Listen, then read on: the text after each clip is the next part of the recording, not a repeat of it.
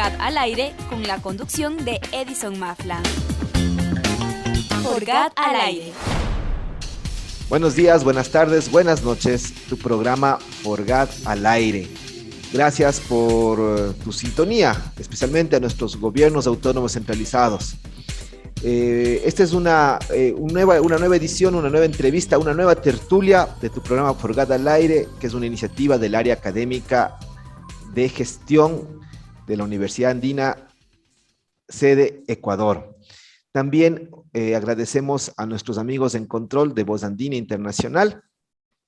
Soy Edison Mafla, te saluda y tenemos una importante tertulia con dos amigos que ya nos han visitado en los programas, en las salas de Forgat al aire, hoy a través de los medios virtuales, sobre Ecuador, su realidad. Este libro que tiene ya la edición 2021-2022.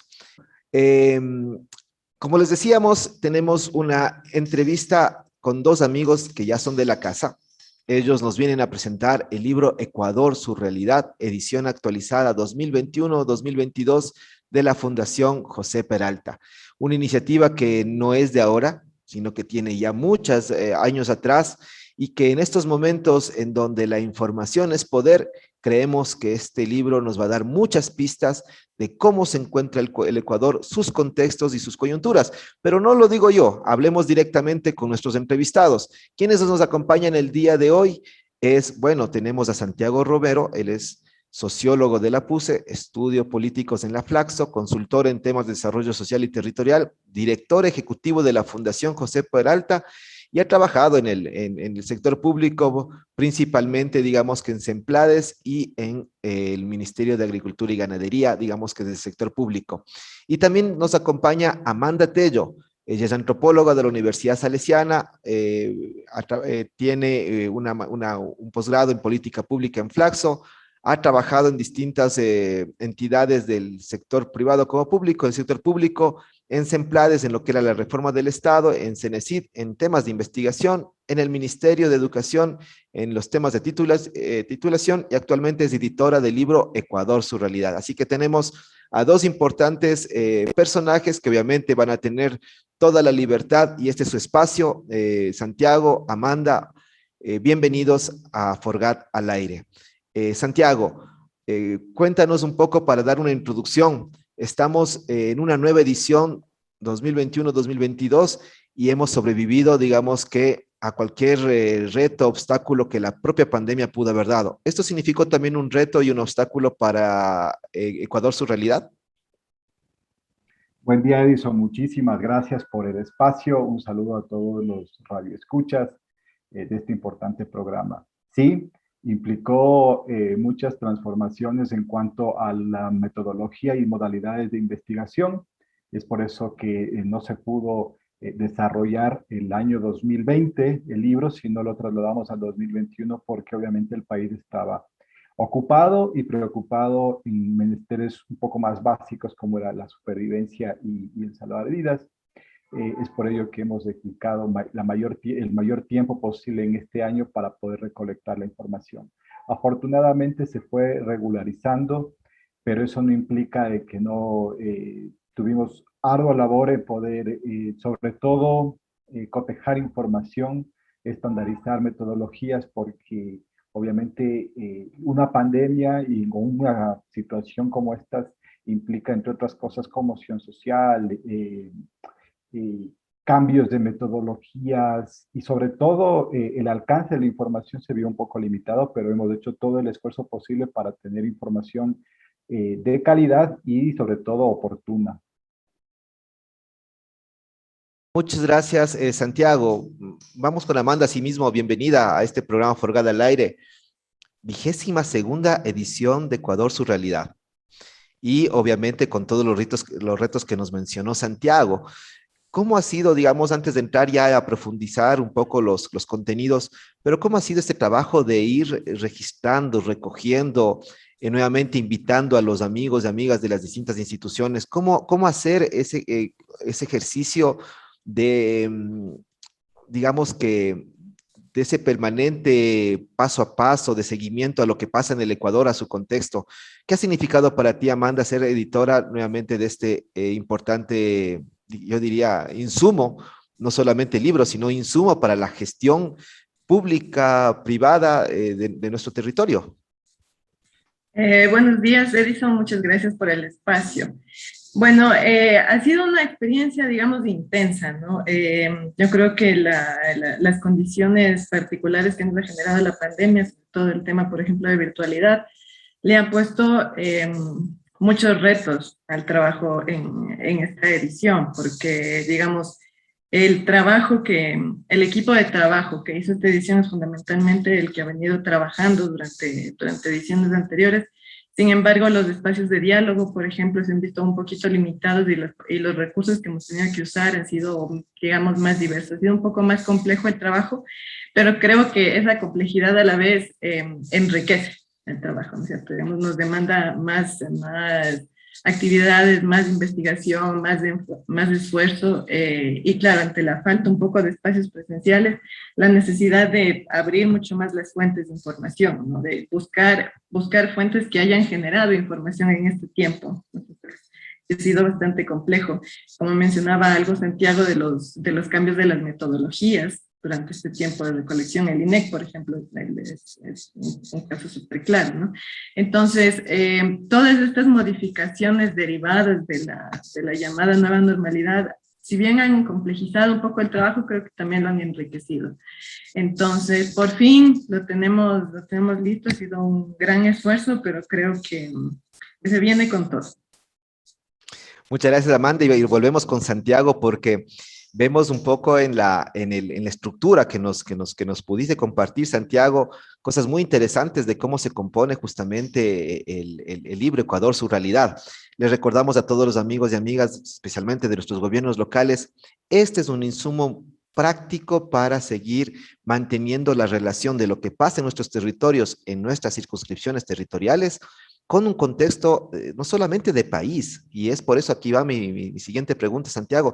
Tú has hecho o mejor dicho, digamos, todo el equipo de investigación, de labor de edición, ha hecho un trabajo interesante por mostrarnos el contexto mundial de América Latina y el Caribe. Y me llamó mucho la atención de que inclusive tú tienes información relacionada justamente sobre la pandemia.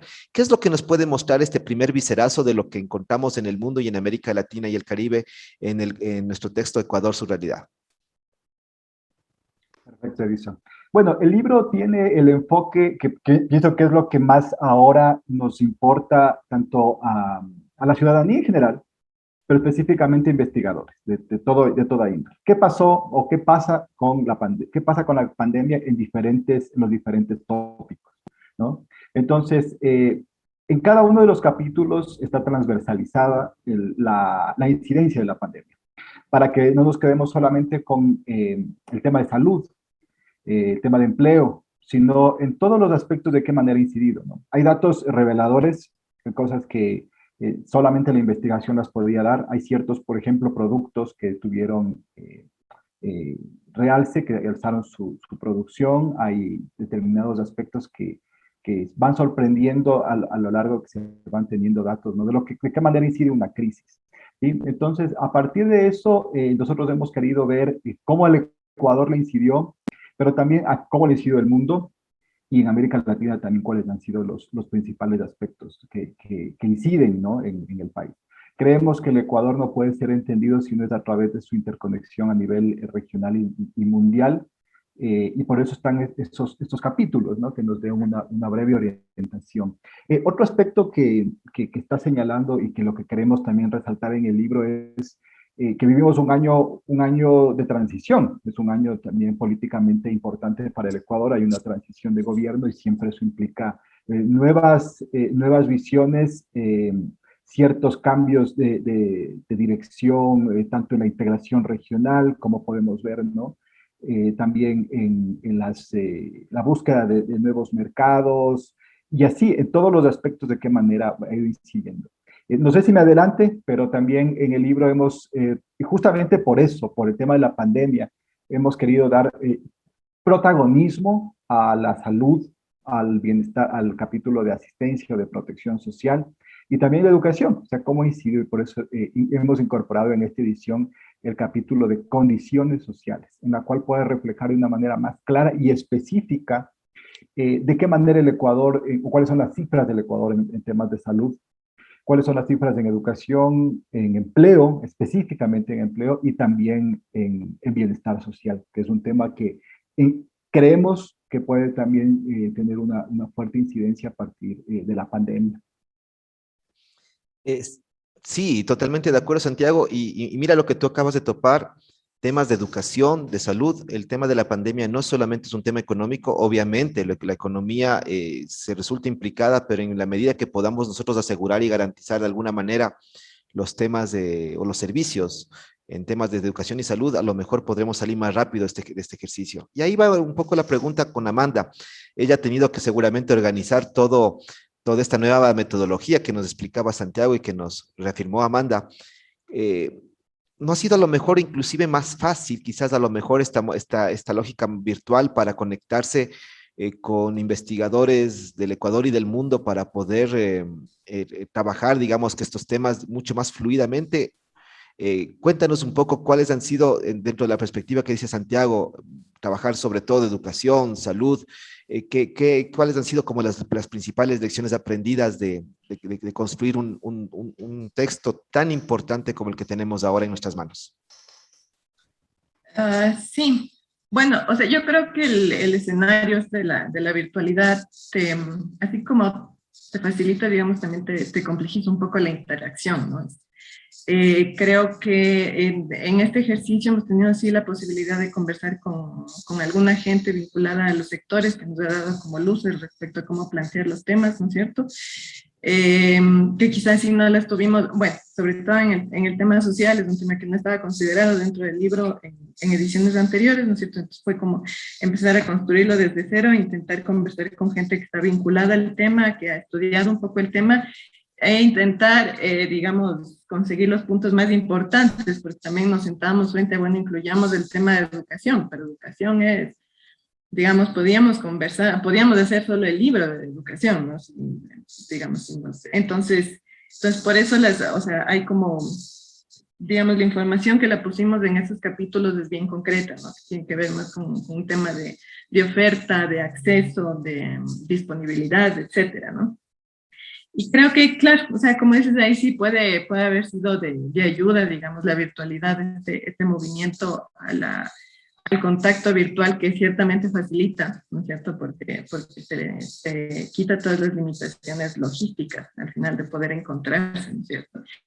Entonces, creo que sí, también nos ha ayudado ya al principio, o sea, todas estas nuevas tecnologías, y bueno, más que nuevas tecnologías, estos nuevos usos que le damos a la tecnología, sí nos han abierto otros campos y la posibilidad de conversar con otras personas para poder un poco perfilar bien la información que queríamos desarrollar, el enfoque que le queríamos dar, recordando que el libro es un tema informativo, ¿no es cierto? Tiene ciertas partes de análisis que obviamente le requieren, pero que fundamentalmente te presenta datos sobre los cuales tú puedes hacer análisis posteriores en el caso de los gaps de la planificación territorial, la toma de decisiones, ¿no es cierto?, con un poco de información a nivel nacional que siempre te puede contextualizar mejor la problemática local. Bueno, ahora sí vamos al meollo de todo el asunto del texto. Y esta pregunta va para los dos. ¿Qué es lo que entonces con las investigaciones que se han realizado? Entendemos que obviamente esto no es una práctica como la del censo, que implica todo un ejercicio de registrar a nivel nacional toda la información. Esto seguramente parte de una serie de investigaciones, de muestreos que se han hecho en el territorio, pero de lo que tenemos, de lo que nos muestra Ecuador su realidad, ¿cuáles podrían ser los datos más reveladores, los más preocupantes, quizás los más optimistas? ¿Qué es lo que nos arroja justamente este texto? ¿Lo han analizado? ¿Lo tienen en mente? No sé, ahí les dejo tanto a Santiago como a Amanda que nos respondan esta primera información para saber qué es lo que vamos a encontrar el momento que nosotros abramos este libro Ecuador, su realidad. No sé si empezamos con Santiago y luego con Amanda. Perfecto. Sí, como mencionaba en un principio, hay datos reveladores, hay ciertas regularidades, principalmente y tomando en cuenta los temas que interesan primordialmente tanto a la población como a a los tomadores de decisión local es la situación económica productiva y de empleo, ¿no? Lastimosamente el país sufre embates de todo lado, no solamente por la pandemia, sino la inestabilidad política, las cifras de educación cada vez un poco, que cada vez están más golpeadas, tanto en presupuestos como por ejemplo, en titulación, en acceso a empleo adecuado. Da cuenta de que sí, se sigue viviendo y se sigue profundizando un poco la crisis, ¿no? La crisis sobre todo en cuanto al posicionamiento productivo, a la diversidad productiva. Nos seguimos estancando un poco en monocultivos, en pocos productos, en esta primarización de la economía. Y también el acceso al empleo. Hay todavía graves falencias en cuanto al acceso al empleo. Si bien es cierto, se quieren en el Ecuador pensar en reformas laborales que dinamicen, o esa es la intencionalidad al menos, todavía cuesta mucho poder reubicar, reincentivar y obviamente potencializar la capacidad de captación de empleo, ¿no? que tiene nuestra sociedad o que tiene nuestro país.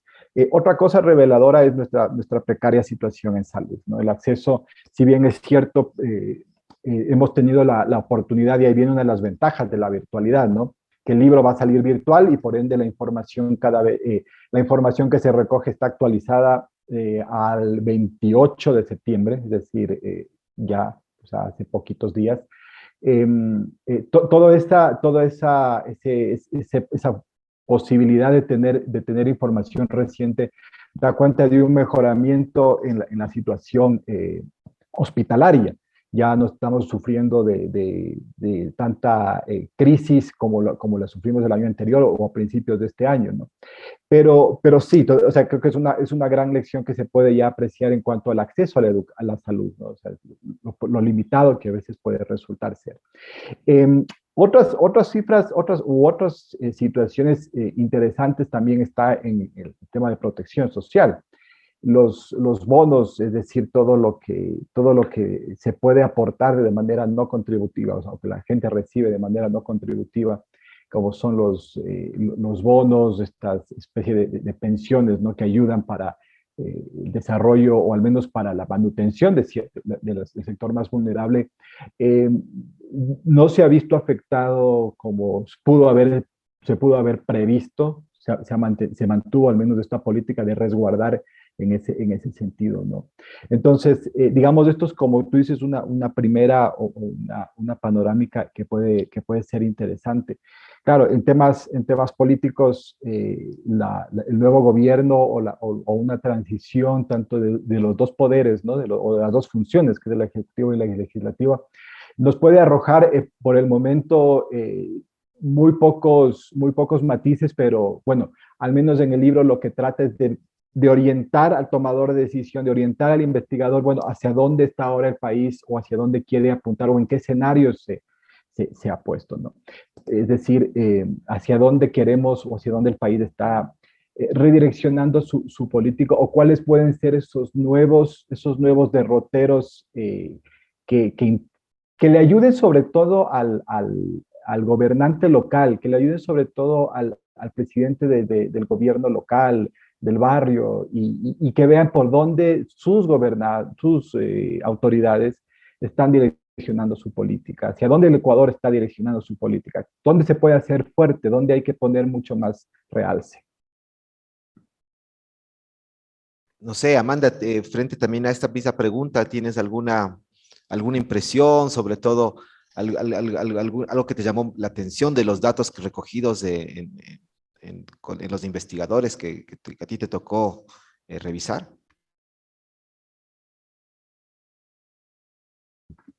Sí, bueno, creo que Santiago ya ha resaltado como los principales puntos, ¿no? Otra de las cosas interesantes que se pueden encontrar en el libro, que sería interesante analizar, digamos así como hay digamos, la gente afectada, o más que la gente, digamos, los sectores afectados por la pandemia, por toda la contracción económica, también es interesante ver dónde se han concentrado las ganancias, ¿no?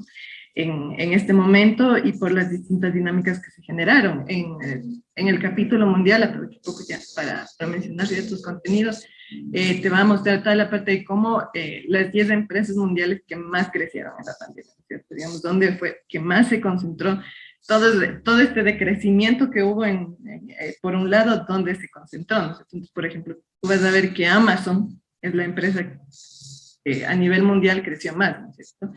Y así vas a tener las 10 empresas concentradas en qué sectores y cuáles fueron las que más crecieron. Es importante también, en el caso de Ecuador también se mencionan algunos de estos datos. Por ejemplo, hay un incremento en las ganancias, en las utilidades de la banca que es bien interesante de analizar, ¿no? O sea, cómo, por qué, en qué medidas, en el periodo entre julio del 2020 y julio del 2021, el incremento de las utilidades de la banca privada en general fue del 30,25%, ¿cierto? Digamos, es un crecimiento bastante alto, pensando en que hubo un momento de contracción económica, en el que, digamos, la producción se redujo a nivel mundial. Obviamente en el país las condiciones eran aún más agudas, pero sería importante, y creo que lo vas a encontrar tanto a nivel mundial, en América Latina y en Ecuador, dónde fue que se concentró la ganancia de este momento, ¿no? Creo que ese es un dato muy importante que lo van a encontrar y que aporta mucho a la discusión, digamos, porque también tenemos que mover un poco la vista a, bueno, y sí, estos fueron todos, o sea, veamos completo el panorama, ¿cierto? Digamos, aquí se contrajo, aquí hubo problemas, las exportaciones, la producción, el empleo, etcétera, pero bueno, ¿dónde también se concentraron las ganancias en este nuevo escenario, ¿no? Es un dato muy importante y muy interesante de ver.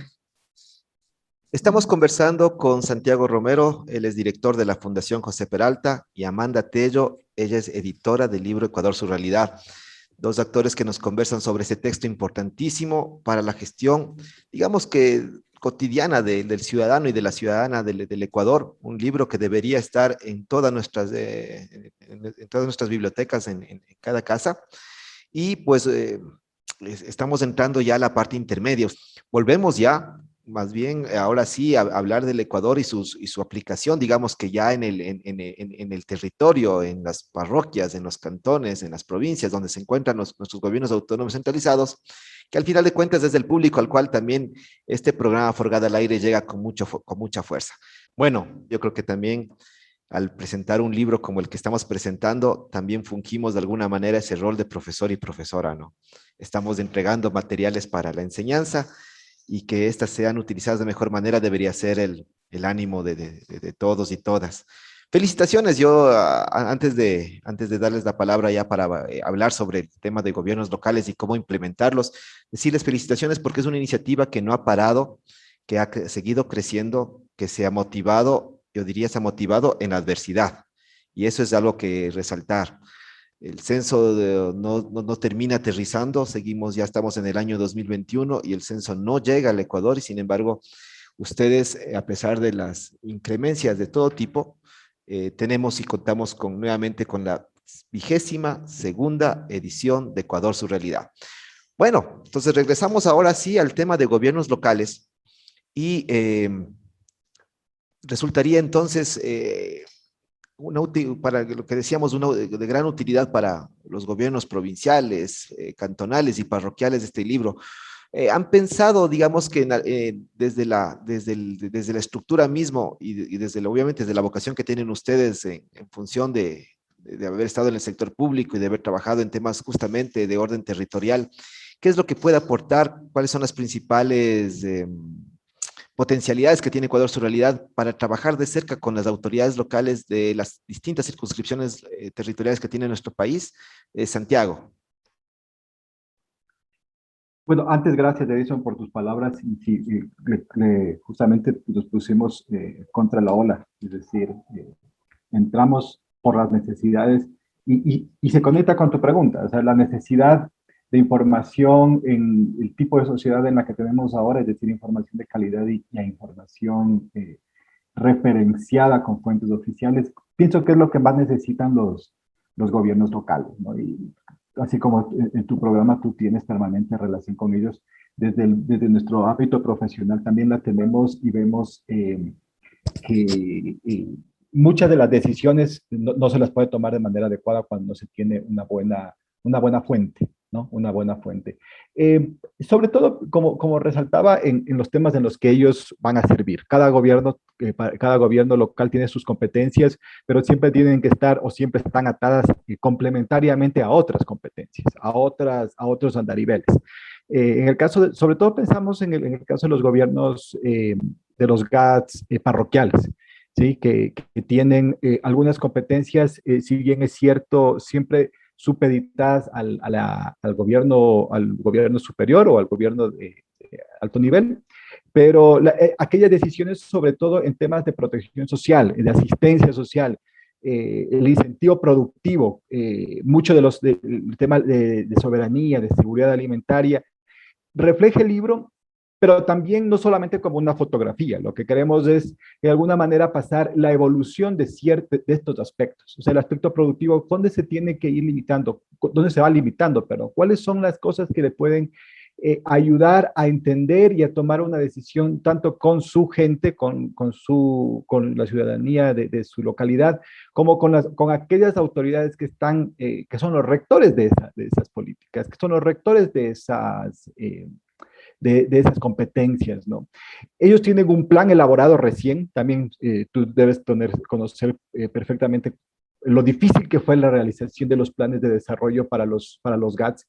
Entonces, tomando en cuenta eso, hemos tratado también de incorporar información que ayude a sus componentes, más que a desarrollar, más que entender cuáles son las cifras, que esas cifras ayuden a poder conseguir o a poder alcanzar sus metas, ¿no? Que son súper complicadas, ahora son tan se vuelve tan inciertas muchas anteriores regularidades en cuanto a la producción, en cuanto al acceso a educación, en cuanto al acceso a salud, que de alguna manera esto puede ayudar, ¿no? Digamos, ese puede ser un gran aliciente y una gran respuesta que pueda tener los gobiernos locales, ¿no? Y este proceso evolutivo ayuda, sin lugar a dudas, a entender que si bien es cierto hay una pandemia, también hay ciertas regularidades que pueden ayudar a tomar decisiones. Y una cosa que me parece importante también que quiere resaltar el libro es la capacidad de generar redes. Pienso que una de las limitaciones que existen en nuestros gobiernos locales y en general en nuestro país es nuestra bajísima capacidad de generar redes interlocales, generar redes entre gobiernos, sino muchas veces actuamos de manera atomizada, ¿no? Cuando se refleja la cantidad de información que puede proveer una fuente, que puede proveer un actor distinto, y cómo cuando comienzan a actuar juntos pueden alcanzar objetivos y metas de una manera más rápida y más eficiente. Creo que también este es un mensaje que quiere dar el libro, ¿no? Esa capacidad de generar redes, no solo entre gobiernos, sino también con la sociedad civil, academia, etcétera. ¿Qué se lo puede hacer? Que hay líneas de experiencias y experiencias súper interesantes de poder ser analizadas, y que el libro también trata de entre líneas poder aupar para que se den estos procesos, ¿no? Totalmente de acuerdo. Inclusive les queremos recordar a nuestros amigos de los gobiernos locales lo importante que es entender que el ejercicio de la gestión pública local no queda supeditado a las competencias exclusivas de los gobiernos locales. ¿Qué quiere decir este mensaje de que nos acaba de decir Santiago? Que los distintos capítulos que vamos a encontrar en Ecuador, nuestra realidad, si es que encontramos temas de educación o temas de salud, y no nos vemos reflejados como autoridades locales en esos temas, debería al contrario mirar las cifras, sensibilizarnos aún más y buscar las formas de conectarnos en este ejercicio de redes que nos invita Santiago. Tener información para poder generar competencias concurrentes con los distintos niveles de gobierno también tiene que ser un llamado de atención y además un ejercicio permanente para poder conseguir el desarrollo local. No podemos mirar al desarrollo de manera sesgada, y de esa manera yo creo que los distintos capítulos que menciona a lo largo de todo el documento, ya regresando al tema de Ecuador, hay temas de geografía y naturaleza, temas relacionados con la historia de la República, la consolidación del Estado Nacional, el retorno a la democracia, pero también tenemos información sobre los temas de orden de la política y del poder. Tenemos temas de datos sobre población, condiciones económicas, promoción y comercio exterior, sistema financiero, condiciones sociales en temas de salud, educación, seguridad social, empleo, comunicación. Fíjense en ustedes cuánta riqueza encontramos en este texto de Ecuador, su realidad.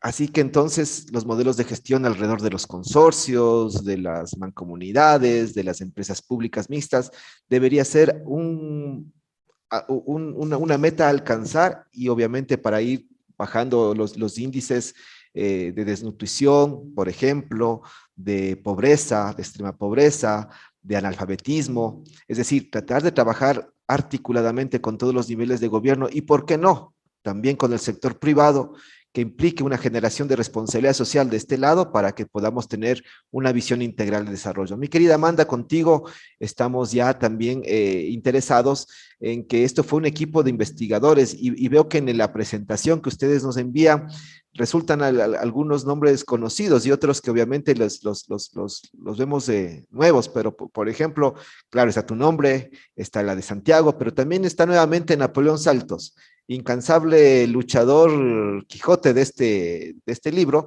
pero también veo otros nombres como Edgar Tello, Pablo Romero y Rubén Bravo. Este es el equipo, supongo que el equipo núcleo del libro, ¿no? ¿Cómo ha sido el trabajo con ellos? Cuéntanos como para ir cerrando esta noción de lo que contiene Ecuador, su realidad. Amanda. Bueno, en efecto, el equipo es con el que venimos trabajando ya algunas ediciones. Napoleón y Lola Vázquez, que son los autores, digamos, históricos del libro, todavía han permanecido como parte del equipo de trabajo, son fundamentales.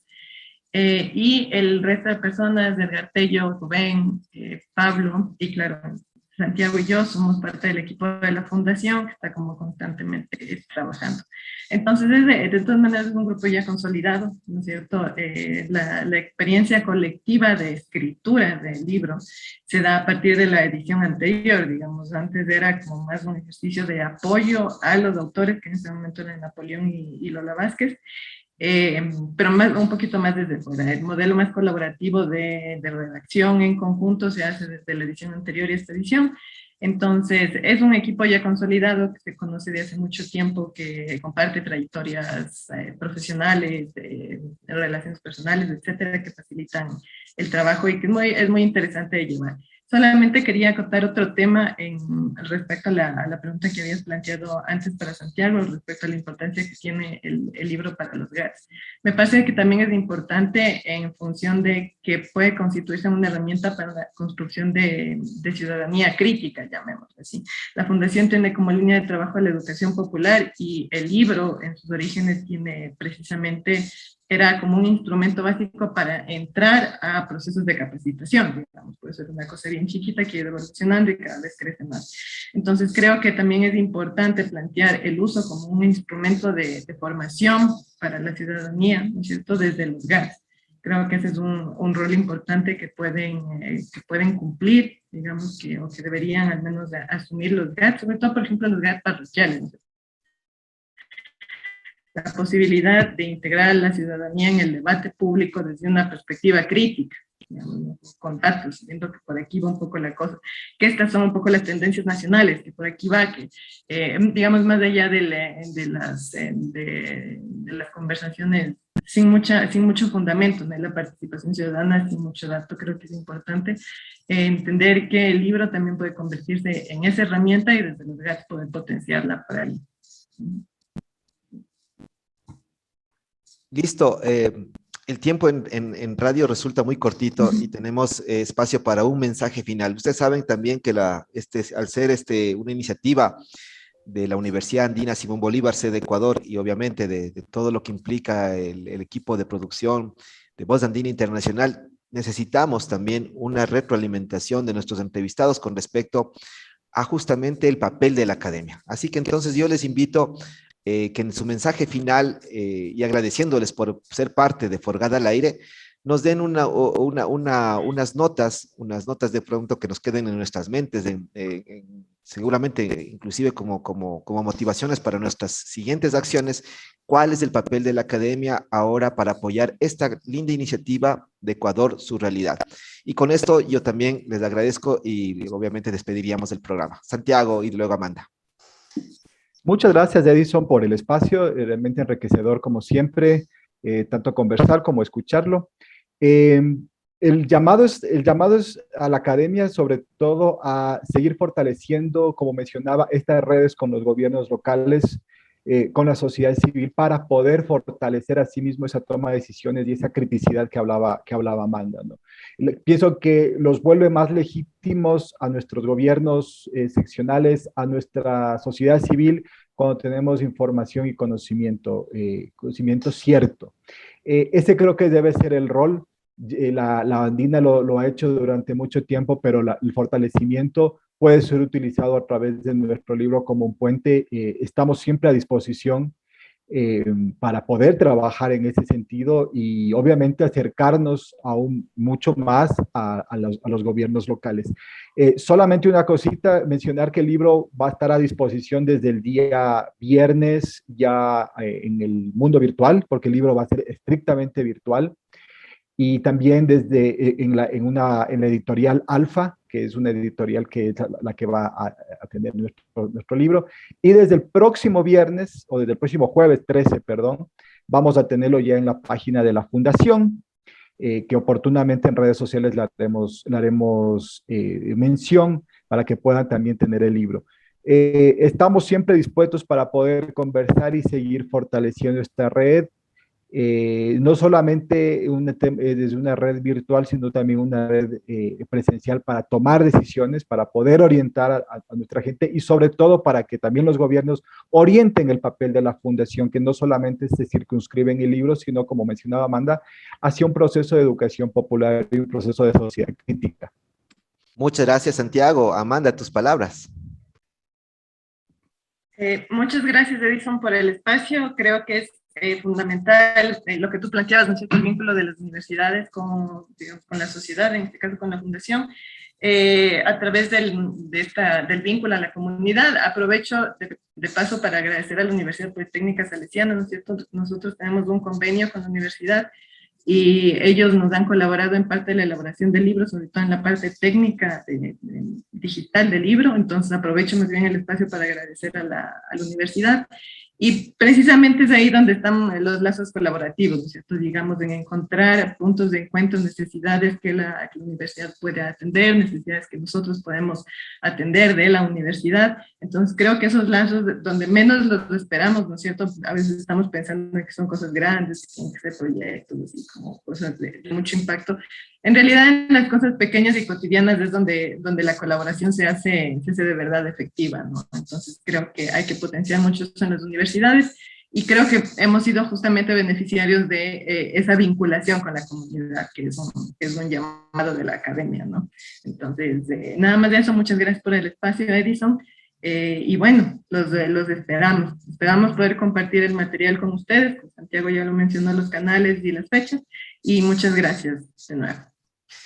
Al menos, querida Amanda, se me ocurre un par de cosas que podemos seguir discutiendo, no sé si en Forgada al Aire, pero a lo mejor sí en otros eventos académicos a los cuales espero también contar con su muy interesante presencia, sobre todo por lo rico de lo que han recogido durante todo este tiempo y el gran conocimiento que tiene. De esta manera terminamos ya nuestro programa Forgada al Aire. Agradecemos a todas sus interacciones en las redes sociales. Vamos a comunicar justamente lo que nos ha mencionado Santiago. También vamos a estar muy pendientes de la dirección virtual donde se van a descargar justamente el libro, cuáles van a ser los criterios, las condiciones para obtenerlo. Y esto ya va a estar subido en la parrilla durante algún tiempo en Voz Andina Internacional y también en el repositorio de Forgad al Aire y el Observatorio de la Pina. Así que entonces no se preocupen, amigos y amigas, la información va a llegar a sus hogares, a sus gobiernos locales, y de esta manera nos despedimos con todos ustedes. Buenos días, buenas tardes y buenas noches.